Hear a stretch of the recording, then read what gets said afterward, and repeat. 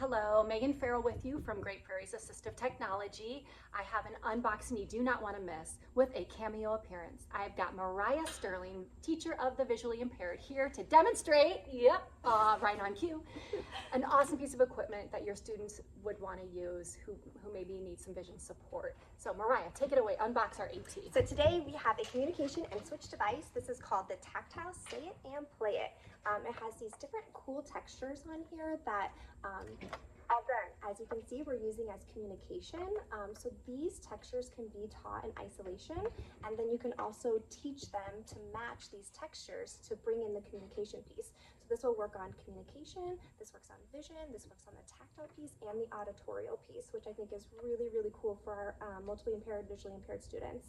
On the back, it also has these cool ports, so you could add in adaptive toys. There's just a lot of really neat things with this device and different ways that you can use it for your students who are blind or visually impaired. I think you're going to like it.